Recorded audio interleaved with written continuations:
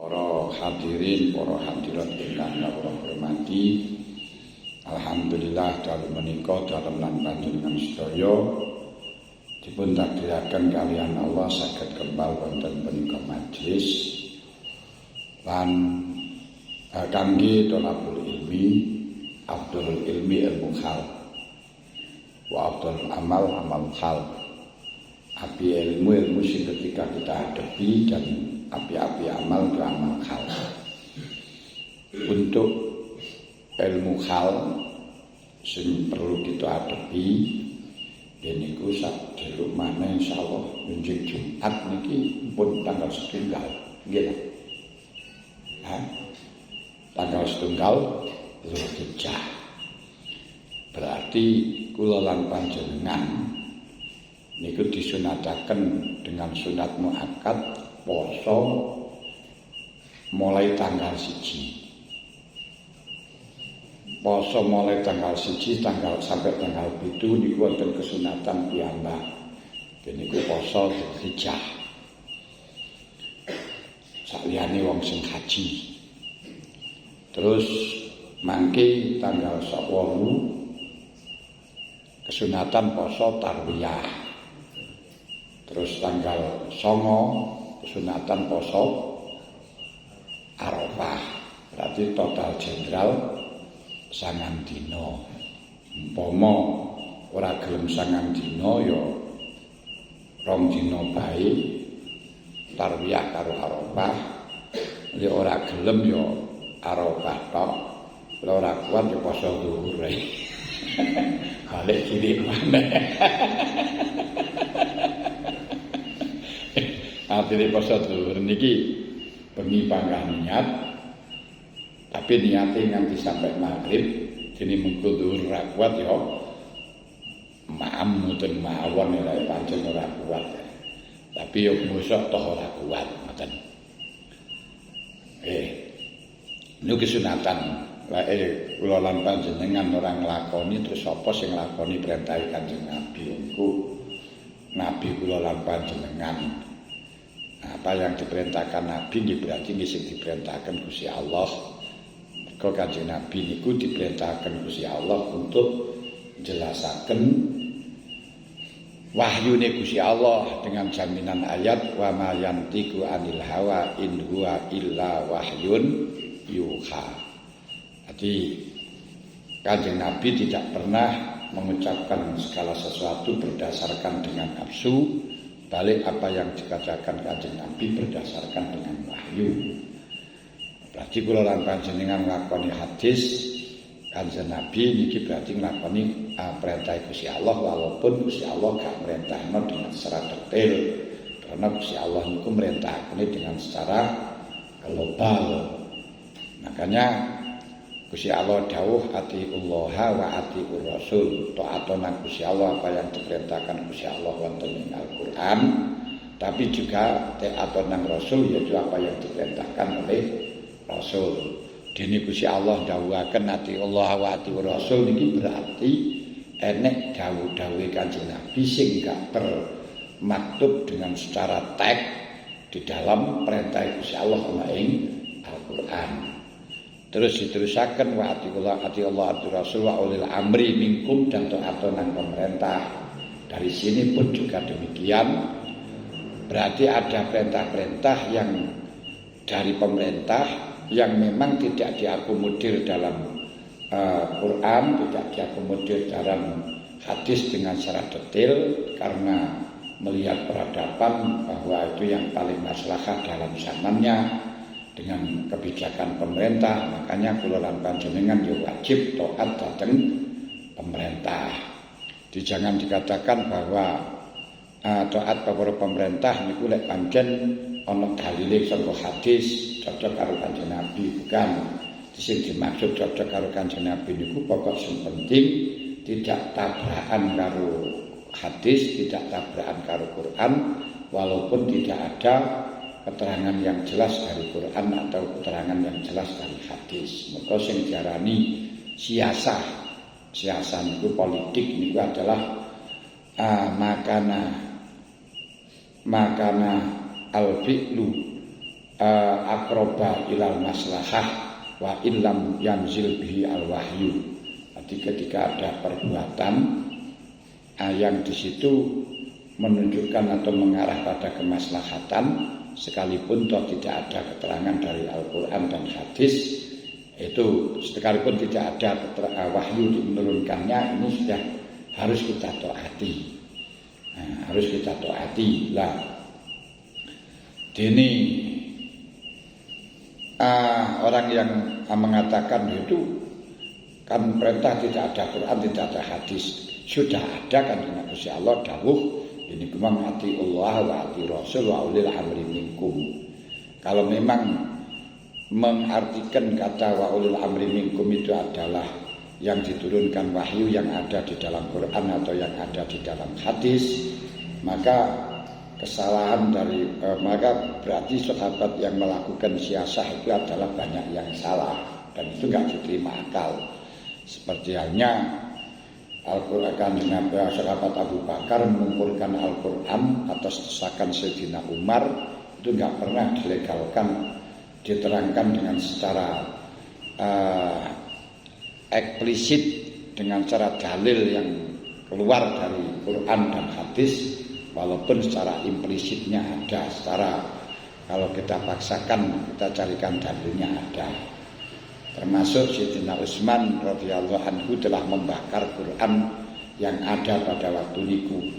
Sebab setelahnya Quran ditulis oleh Abu Bakar dengan perintahnya Sayyidina Umar, setelahnya perangan pada Musailamatul Hadzab, perangan Yamamah, di mana waktu itu orang-orang Islam banyak yang gugur di dalam peperangan, bahkan orang-orang yang hafal Quran pada waktu itu yang gugur itu 70 ini zaman biyen pun kathah, yang sehingga Sayyidina Umar mengkhawatirkan kalau memang orang-orang hafal Quran habis, nah itu nanti nasibnya Quran bagaimana, maka harus ditulis. Tapi setelahnya ditulis oleh Abu Bakar dengan memerintahkan Zaid bin Sabit sebagai sekjen Rasulullah pada waktu Rasulullah menjadi pemerintahan. Yang menulis wahyu itu adalah Zaid bin Sabit. Lalu ternyata pada zaman Sayyidina Utsman bacaan Quran itu bermacam-macam bacaan. Sehingga dalam bermacam-macam bacaan itu saling mengklaim kebenaran dan menyalahkan orang lain. Kono baik Quran haram, kafir. Sing benar Quran ini dari guru saya. Enggak, yang benar ini. Terus geger yang semacam itu karena terlalu banyak bacaannya, sebab Quran pada waktu itu tidak ada titiknya, tidak ada harokatnya, panjang pendeknya juga enggak ada, makanya bacanya itu bebas. Nah, namun akhirnya Sayyidina Utsman telah mendengarkan banyak gegeran di masyarakat yang saling menyalahkan satu dengan yang lain. Akhirnya beliau memerintahkan Quran yang ada semuanya dikumpulkan untuk dibakar. Wah, dibakar semuanya, yang sehingga tidak boleh. Terus akhirnya menulis lagi merintahkan Zaid bin Sabit dengan Quran yang telah disimpan oleh Sayyidina Umar pada Hafsah. Hafsah itu putrinya Sayyidina Umar dan istrinya Rasulullah sallallahu alaihi wasallam. Namanya Sayyidina Umar niku maratuwani Kanjeng Nabi. Sayyidina Abu Bakar yo maratuwani Kanjeng Nabi. Sayyidina Utsman mantune Kanjeng Nabi. Sayyidina Ali juga mantune Kanjeng Nabi. Mulane kan yo mantu termasuk ahli bait, yo ahli bait, ahli rumah kan sak keluarga kabeh. Nah, setelahnya bakar semuanya, terus ditulis dijadikan 6 masjid di tempat, aku jadikan 6 dan ditempatkan di 6 masjid. Kemudian dikasih undang-undang tidak boleh menulis Al-Quran kecuali Quran yang sama dengan tulisan di dalam model Sayyidina Utsman. Tidak boleh baca Al-Quran kecuali bacaan yang sesuai dengan tulisan yang ada di dalam Utsman. Makanya disebut Rasm Utsmani. Rasm Utsmani semacam itu, tapi enggak Quran Utsmani yang ada di ini bukan. Itu hanya cara gampangan mungkin rodok padha ngono tok ae, tapi bukan itu maksudnya gitu kan. Ati Rasm Utsmani, Rasm Utsmani ini beda tulisannya dengan tulisan-tulisan Quran yang model Indonesia, model Rifki, dan sing Rasul Usmani kados dene tulisan zakat pakai wawu. Di zakat pakai wawu, mulai itu zakawat. Salat pakai wawu, riba pakai wawu juga ngoten niku. Niku cara Rasul Usmani. Kemudian tidak boleh membaca Quran kecuali dengan itu. Niku mawon ternyata disaring masih ada 10 bacaan. Niku qiraatul asraf wakila qiraatul sab'ah yang bisa diterima. Hanya niku sing hadisnya mutawatir yang sanad-sanadnya mutawatir sehingga tidak bisa ditolak. Itu masih bacaannya macam-macam misalnya. Di antaranya misalnya fatalaqa Adama min rabbih kalimatun fataba alaihi fatalaqa Adamu min rabbih kalimatin fataba alaihi. Ana sing fatalaqa Adamu min rabbih kalimatin, ana fatalaqa Adama min rabbih kalimatun. Walladzina yudhahiruna min nisa'ihim thumma ya'uduna lima qalu wa tahriru raqabah. Walladzina yudhahiruna min nisa'ihim walladzina tadhaharuna min nisa'ihim walladzina tadhaharuna macam-macam niku. Ihdinas siratal mustaqim siratal ladzina an'amta 'alaihim ghairil maghdubi 'alaihim waladdallin. Siratal ladzina an'amta 'alaihim ghairil maghdubi 'alaihim. Macam-macam. Ihdinas siratal mustaqim siratal ladzina alhamdulillahi rabbil alamin arrahmanir rahim maliki yaumiddin maliki yaumiddin. Ya ngoten niku.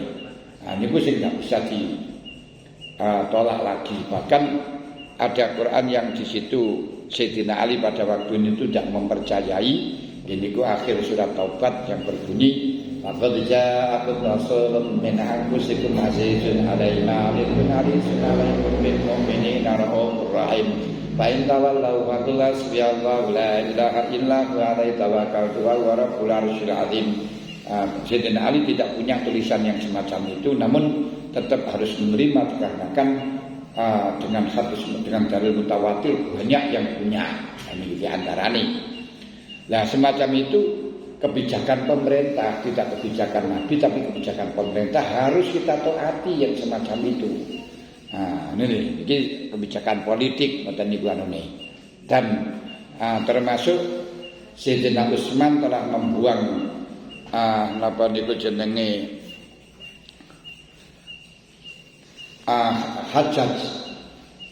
Kenapa? Karena bikin fitnah. Bukan berarti dia provokasi itu, tidak, saking gantengnya sehingga akhirnya wanita-wanita Madinah itu banyak terpincut dengan Al-Hajjaj. Kemudian dengan Sayyidina Umar akhirnya diasingkan.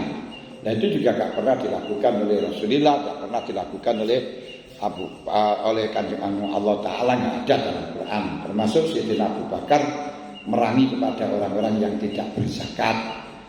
Itu pun juga dalam zaman Kanjeng Nabi tidak ada. Dalam Al-Quran juga tidak ada.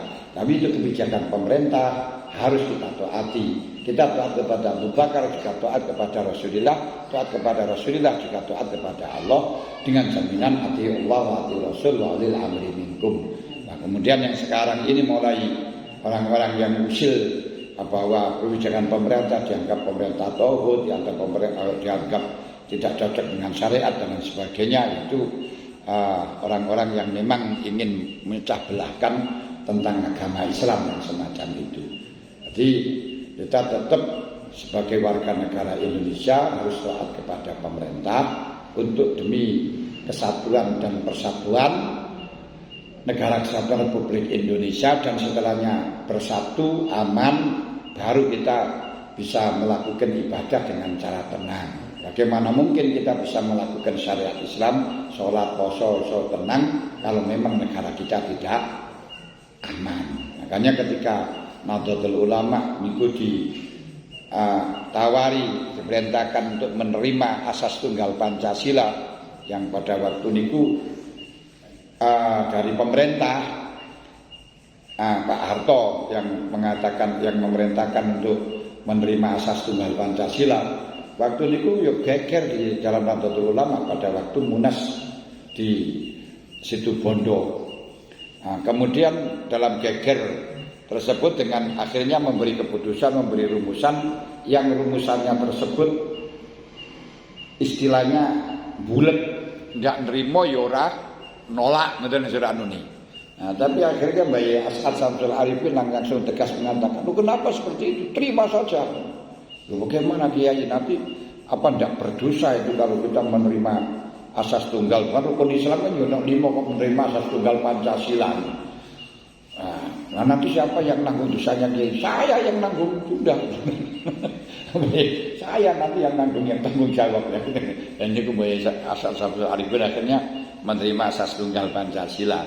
Dan ketika waktu menjelaskan menerimanya asas tunggal Pancasila, Gus Dur yang menjelaskan pada waktu niku beliau ingin Mbah Yai Ahmad Siddiq untuk mendampingi agar mengerti tentang masalah kenapa harus menerima asas tunggal Pancasila, ketuhanan yang Maha Esa, ketuhanan yang Maha Esa, persatuan terus kemanusiaan yang adil dan beradab, persatuan Indonesia, kerakyatan yang dipimpin oleh hikmat, kebijaksanaan, perwakilan dalam permusyawaratan, perwakilan 5 keadilan sosial bagi seluruh rakyat Indonesia. Nah, waktu niku Gus Dur lek jelasaken ngene. Jadi kita niku hidup niku tujuane memang ya nglakoni perintah pangeran ngedhahi larangan. Niki padha kalih kita akan ke Surabaya. Akan ke Surabaya niku tujuane nang pasar. Nah, tujuane nang pasar. Nah, tapi pesawatnya kan kita nggak bisa ke pasar. Harus turun di Juanda. Nah, makanya kita naik pesawat dulu, turunnya di Juanda, tapi bukan tujuan kita Juanda. Kalau sudah sampai pada Juanda, baru nanti kita ke pasar di Surabaya. Nah, demikian pula Pancasila ini bukan tujuan, tapi kita biar numpak Pancasila dulu, setelahnya saya Pancasila aman, baru kita melakukan perintahnya Allah. Nah, itu bukan tujuan pokok, tujuan pokok yang melakukan perintah pangeran, tapi untuk aman ini kita kedepankan. Jangan agamanya, jangan perintah pangeran yang kita depankan, tapi keamanan masyarakat, ketentraman ini harus kita kedepankan. Setelahnya itu kita bisa melakukan ibadah dengan aman. Iki lho saking jeline para ulama-ulama kita niku teng mriku ora kaya saiki penting maca syariat mugeger ora. Padahal syariat itu antara satu dengan yang lain pemahamannya berbeda, yang sehingga nanti dengan perbedaan itu kalau dipaksakan ya gelut dhewe padha karo padha Islami. Hal itu terjadi di negara Arab sana. Mulane kaya ten Yaman sampai saiki sudah mari-mari padha Islami antarane wong Arab karo Yaman perang ae. Lha sesuai entek wong Islam ngoten wonten Palestina ya ngoten. Palestina niku nggih kali Israel, tapi Israel itu juga banyak yang Islam. Kemudian dari Palestina niku sing Yahudi nggih kathah. Karena perangan ini bukan antar perang agama itu ndak, tapi perangan antara negara dengan negara, perebutan perbatasan ngoten lho niki. Itu yang terjadi teng mriku ten Mesir perangan terus. Lah niki sing penting kita nerima Pancasila ben rukun dhisik kabeh aman, baru nanti setelahnya aman. Nah, kita melakukan gibaan, terus pengajian, ngeten kan bebas. Lah nek gak aman yo zaman londo mang pengajian yang angel tidak karuan kok. Lha niki pelajaran dari yang telah diajarkan oleh ulama-ulama kita di dalam menerapkan fikih peradaban. Yaitu mengkontekstualisasikan fikih sesuai dengan keadaan, ora terus dipangan mentah-mentahan itu menyolong harus dipotong. Kenapa yes dipotong nggak dipotong? Yang penting itu bagaimana biar dia itu kapok, bagaimana itu jerah. Toh dipotong atau nggak dipotong ini nggak bisa mengurangi dosa ya. Nah, ini urusannya lah sing potong ini kan urusannya hakullah, nanti urusannya pangeran. Makanya bagi kita sing urusane karo ngaji, sing karo ulama, ini ki urusane noto atine kita, hubungane kita karo Gusti Allah. Sing urusan lahir ya ben ditoto karo pemerintah, penak aja dicampur adukkan. untuk pernikahan misalnya. Pernikahan itu di dalam sah dan tidaknya tetap harus cocok dengan syariat. Tapi untuk legal tidaknya secara formal ya kudu ono catatan. Makanya harus kita atiullah wa atiun Rasul. Lah kalau tidak pakai catatan ya benar sah cara syariat, tapi pemerintah tidak bisa bertanggung jawab, yang sehingga nanti punya anak tidak bisa menuntut warisan. Kenapa? Gak ada tuntutan, gak ada formalnya. Loh, kalau nuntut warisan secara Islam boleh, ya silakan nuntut Islam saja. Nuntut Islam boleh gitu saja, jangan melibatkan pemerintah. Kalau kamu tidak geger gak masalah. Tapi pemerintah dibentuk untuk menenteramkan biar tidak terjadi tidak terjadi geger. Mulanya dari nikah siri bareng ojo gelem. Kenapa? Nanti ditinggal seranya dirasain terus tinggal melayu gimana coba? Nuntut sapa sampean? Dengan syariat boleh kok, gimana ya sudah tuntutan secara syariat mawon mong yang mau iso melayu kok. Syariat iso goleki ngoten lho. Tapi kalau kita dengan ana formalitas melayu dan seterusnya ini ada konsekuensi ngoten lho. Ana sing tanggung jawab. Niki penting. Jadi aja terus gampang tohut terus akhirnya kita enggak mempercayai dengan pemerintah.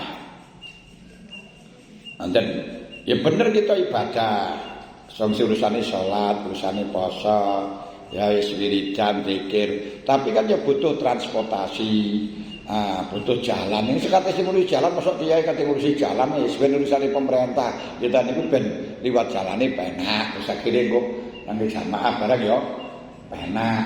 Nah niki lek sing urusan ibadah niki tapi urusan jalan itu ya penting. Mergo lek jalan niku bletok ya ora iso ibadah, ora iso jamaah, ora iso lho.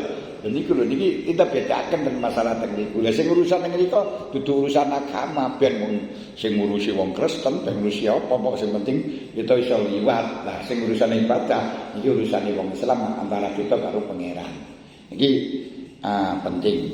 Malane ana atiullah wa atiur Rasul wa ulil amri minkum ngoten barane. Juga ulil amri jangan ulil amri yang harus cocok dengan Al-Quran, enggak harus cocok dengan hadis, enggak. Sing penting enggak melanggar Al-Quran, enggak melanggar hadis. Ngoten niku jenenge hukum siasah, hukum politik. Lane dikongkon gawa SIM, barang niku ora enak di Quran, ora enak di hadis, ngoten ya. Ora enak di Quran kon gawa SIM, barang niku ora enak kon gawa STNK, barang enggak enak. Tapi demi keamanan. Sebab lek panjenengan mboten ada STNK, ya itu nanti ketika ana wong ngaku-ngaku sepedae barang niku terus piye buktine piye kan ngoten to arene. Enggak bisa, enggak iso aman. Lah niku kudu duwe STNK lek ana wong nakal barang kita bisa membuktikan ini milik saya. Buktinya ini kan ngoten lho ini. Nah, terus di sana ada catatannya namanya ngoten lho ini. Niki penting. Niki penting sing kula panjenengan pahami. Untuk fikih peradaban atau fikih kebangsaan apa sajalah yang urusane dengan maliatimul wajib dilabi bahwa wajib ngoten.